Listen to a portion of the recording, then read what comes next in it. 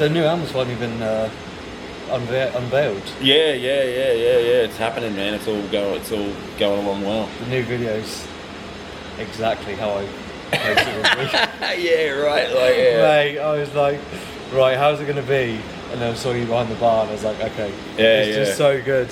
Yeah, we had some good initial ideas. Like it just takes a little bit of brainstorming to get the whole plot together and all of that sort of stuff. But we just always want to try and do something that's different and engaging and has a storyline and makes people want to return to it. You know, so I think probably since we started doing videos, the landscape has changed a little bit. But in what sense? Just the way that people interact with videos, content, and all of that sort of stuff. Since we started,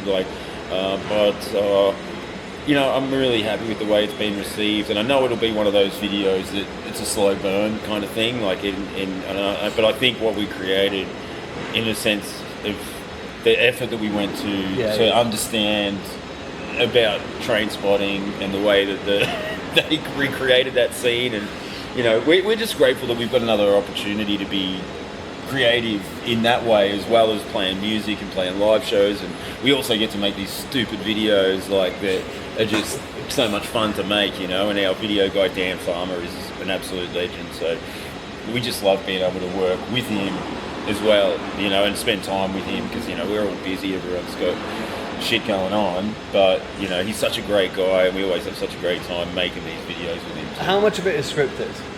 Because mostly none of it, really. Is it all improv? Because I loved the bit where Slats goes something like, what's up with you? Why are your eyes so close to your nose? I want to put knives in my eyes if I stand here with you. Is that like all improv stuff? Man, Slats is really good. Like that's kind of the thing with Slats, is we just let him do his thing. Yeah. And I'm obviously not. I'm just sort of being deadpan or whatever. So I'm okay with that aspect of it. But Slats is really good just off the cuff. So we just let him run off the cuff. We've definitely got ideas and how we want it to look and how. But a lot of it's not really scripted at all. Yeah. Slats is good at just coming out with that shit. I could only imagine he is. Yeah. So we just like rev him up a bit. Wind him up and let him go. Let him go. Yeah, that's it. So it's called. Is it a young person's guide to King Parrot? Yeah. Is that right? What was the thing behind that? So it's a tip of the hat to King Crimson, who had an album with a similar title. I think it was a young person's guide. Yeah, I think it was just a young person's guide to King Crimson. And there's a bit of a story behind it. Like our friend Boyd Sinnott, who was like a big collaborator for the band. He did a lot of art stuff. He did a lot of video stuff for us. He passed away in 2023, and he's probably my best friend. And when he passed, it left a big hole in the band. In terms of how we would move forward with art and video stuff, because he was such a big collaborator with it all. So the album cover art was actually his idea. Okay. And the album title was his idea. Nice. And we sharpened up the image a little bit and the text and stuff like that, but the general concept was his idea, and we wanted to honour him in that way. We tossed around a few other ideas and concepts, but it wasn't kind of gelling, wasn't kind of working. And so we just went, let's just go with Boyd's original idea. This is cool. It's a different kind of concept, and like most people would never expect a grindcore record to have that kind of artwork. So we just wanted to do something different, something that popped out, stands out, and that also is like, it's us. Like we're not a super serious band. We have serious moments and all of that sort of stuff, but we also like to have a lot of fun with it. I mean, musically, Matt, you are a very serious band, and really good at it. I really noticed on the new single, "F You and Horse You Rode In On." Okay, the video is obviously comical, but I think the music is really strong, and I think obviously as a band you've evolved. But I think it's probably the strongest thing I've heard you done. Yeah, you do and I've listened to all your back catalog. I think it's fucking super strong. I feel like we've kind of stepped into another realm of where we want to go with it, and I think initially, we kind of, when we first sort of started, we had a few hiccups happen. Like we lost our drummer, we got Todd on. Yeah. We were touring like intensely, non-stop all the time. Like we were touring in America and over here quite a lot, and then obviously the whole COVID thing kind of happened, and because we didn't all live in close proximity to one another, we all got to take a step back for a couple of years and just played a few shows here and there when we could, but we didn't really have anything going on with the band at that time. So we, when we've regrouped since then, we've put in a much more concentrated effort. Mm-hmm. And then we approached the recording process a little differently this time as well. We wanted to use a click track for the drums and to start it off, and I think that's really helped pull the whole thing in. And my thing was, going into the recording process, was that we already sound like us. Yeah. And I think a lot of bands will struggle with their identity for such, like, that's never been a problem for us. We've always sounded like King Parrot. Yeah. You know what I mean? Yeah, We've got it since the first record or the first EP.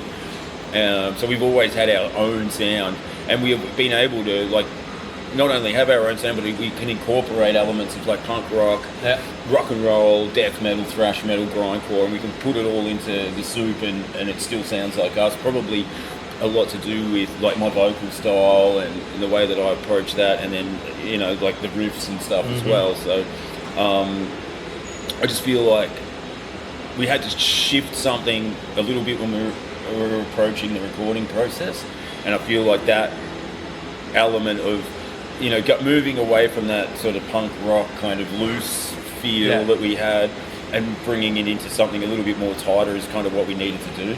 And would that be true like in the studio as well? Like previous records, maybe, if you're doing a take and it's sort of loose, almost alive. But on this new record, was it sort of like, well, let's do that again. Let's do it again. Let's try and get it perfected. It was more so like that it was more that we did a lot of pre-production. Okay, right. And then we had the pre-production demos going along with the click track as well. So we were like, this sounds better. Right. This sounds tighter. This is sort of the direction that this needs to go in. And so that's sort of what we did. And I think the finished product is like, it's definitely our biggest sounding and tightest sounding record. Well, brings me nicely into the next question. Like, I know obviously most bands would say the latest album is their best, but is that how you sit here feel now? Like, obviously it's not coming out to June, but it's mixed, mastered, ready to go. As you sit here now, do you think it's the best thing you've done? I think it is for sure. Like it without a doubt. Like it just sounds like a much more professional, polished, proper version of us, but also it's so vicious and angry and aggressive. And it's lost none of that. It's gained more probably, and I think that tightness gives it more angst and aggression, because we've got, like I said, we've got our sound. We know what we sound like, and that'll always be there. But I feel like tightening things up and spending a lot more time on the songs and the structures and all of that sort of stuff. We spend a lot more time sort of getting that stuff right as well, I feel, on this record. And I think it's just that natural evolution too. We've been playing for a long time now. It's like it's nearly been like 14, 15 years or something that we've actually been playing in a band together. So that chemistry, cohesion comes along with that too, and the touring that we've done. Like, I think we've toured so much as a band, you can't buy that. No. Those experiences, but the chemistry that comes from, like, say it's a bands in Australia, they'll come to our show and they go, oh wow, that was good, you guys are tight, blah blah blah. And I said, you just can't buy that experience of playing 30 shows in a row. It's just like, you only get that from touring like the way that we have. We could not play for 2 or 3 months or something like that, and then just get in the room and it's still tight,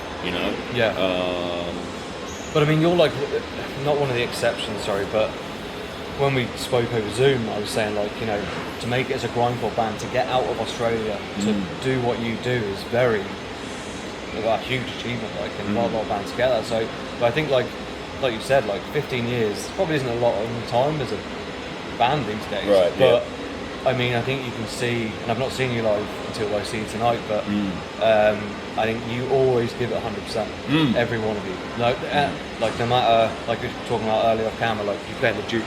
Yeah. In Sydney on New Year's Eve. A free show.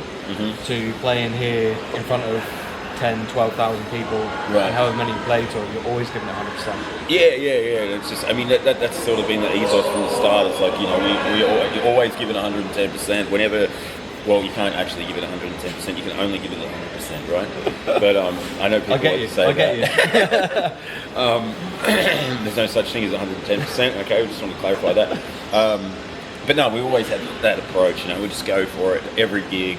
Always, you know, give it everything we have and make sure that people remember. You know, even if they don't like the, I mean, you know, like we're under no illusions that like a lot of the people that come to a Pantera show aren't going to understand or get what we do, because we're playing in these massive boomy arenas and we're playing blast beats for, you know, probably at least 50% of the show.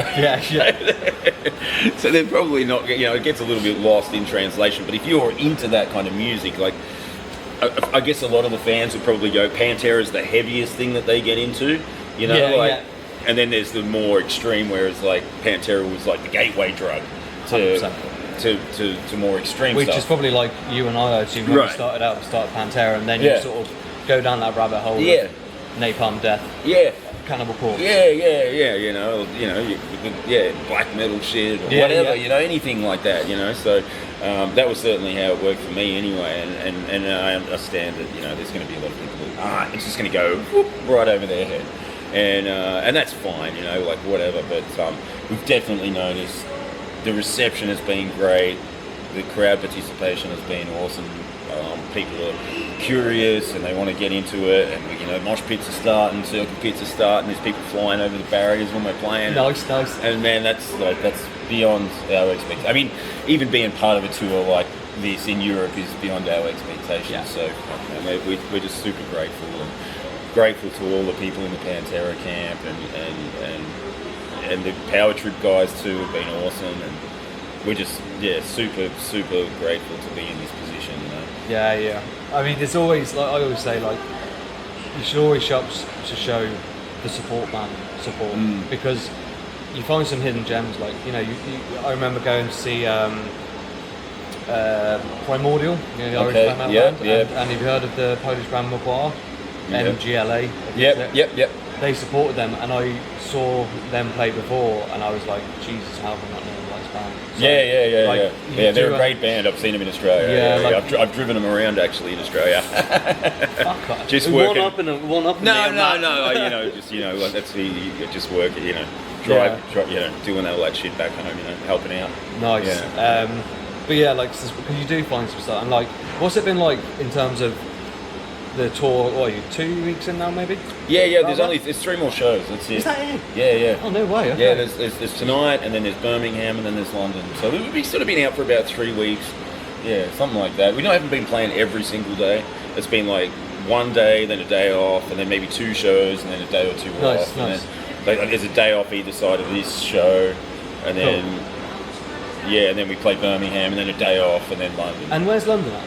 At Wembley, yeah. Jeez, man. Yeah, right. I know. Do you know, when you're talking the story, when we were talking previously, when you met Pantera in Australia at the airport, and you know, now you're on tour with them. Yeah. And now you're playing at Wembley. Yeah. Just like, it's such a great story. Yeah. Like, do you ever just, as a band or even individually, just sort of go, lads, what are we? How lucky are we? Or like, how privileged, like, to be in this position? Right. Yeah. Well, at the same, you know, I sit there and I have a lot of gratitude, and I think we are lucky, but we've also worked incredibly hard. Sorry, not to dismiss that. Not. Yeah. I mean, I get it too. Like, I mean, it's like any band, like most bands in the world would be like, oh, you want to go on tour with Pantera in Europe? They would say yes, you know, straight away. So that's not lost on me. How you know, huge that is, you know, because most bands would kill to be in the position that we're in right now. So,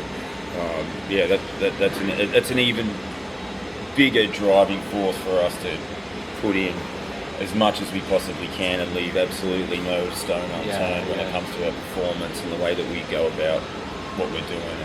yeah, I was telling Rex the other day, I was sort of like, dude, I grew up watching vulgar video every day after school, man, like every day, and just, for a kid from Australia to be here and doing this with you guys, man, you've got no idea how grateful I am, and he heard that, and it was really cool, and it's a total spin out, man. It'll never be kind of normal, Yeah. Until you're headlining Wembley Arena, and then there's another band saying, "Matt, I used to watch your videos on YouTube." Yeah, right. Well, we'll see how it goes, huh? But so 3 days left, and the album's out on the 6th of June, right? So, yes. What's the plans after it's released? Obviously, if you gonna do a tour in Oz? Little tour, and then I mean, surely North America's coming up again. Yeah, it is. So we're working on all of that stuff at the moment. We've got some dates booked for Australia when we get home to launch the new record and get out to some places that we haven't played in a while. And, we really pride ourselves on trying to get out to regional kind of areas that a lot of bands don't get to. So we're going to do a little bit of that stuff. We'll do some album launch shows, and then we're just working on the North America stuff at the moment. But there's a big announcement coming shortly about that. So sweet. You tell me off camera. Yeah. And then I'll put it on Twitter and be breaking news. Yeah, right, exactly. Yeah. So we're just working on all that at the moment. So it's exciting, man. It's going to be some cool. It's going to be some cool stuff coming up for our band this year, and we're just I don't know. I can't say how grateful we are. I'm so excited about hearing the new record. Yeah. Like, honestly, and I'm so looking forward to seeing you guys tonight. Yeah. Live, because I don't know. I hate spoiling surprises, so I haven't seen the set list. Okay. So I don't know what's going to be in there. So I'm really excited about seeing what's going to be in there. Yeah. But I'm actually really excited to see you guys play, and I'm sorry, I don't make it sound disrespectful, but I'm a bit annoyed I haven't seen you in a smaller venue previously. Yeah, okay. To get the real water spat in my face from you, like the initiation. Right. But no, I'm really looking forward to tonight, and I'm so genuinely pleased for you guys. Like you are such nice guys and hard-working band. And Thank you.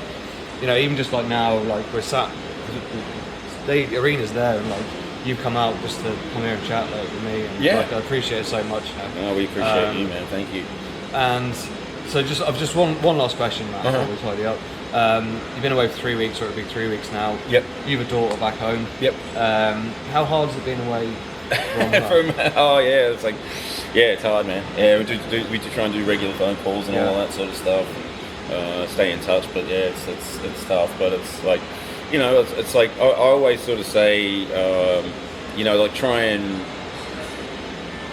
set the example for the kids and set the example to show them that that they have a living example of someone, that they know someone, or that someone close to them is following their dreams and doing what they want to do. It sucks to be away, absolutely, but as well, I want her to to be able to do whatever she wants in life, and I'm going to support her to do that, so and to be able to have that dream and a living example of someone that's doing it that's important to me. Nice. Yeah, that's lovely. I can't be away from my kids for a weekend on a mission, so for you to do that. And does she go is Daddy going to work? Yeah. Is it Daddy's going to work? Yeah. All that stuff. Does she know the band and? A little bit, yeah. It's too loud for me, Dad. Too loud for me, Dad. But she's been to see us play and stuff, and she had the earmuffs on and all that. Oh, mate. Yeah. Quality. Yeah. Oh, nice. Well, Matt, thanks for your time again. Absolutely, man. brother. It's been Thank you. awesome. I appreciate your can't wait for support. later on.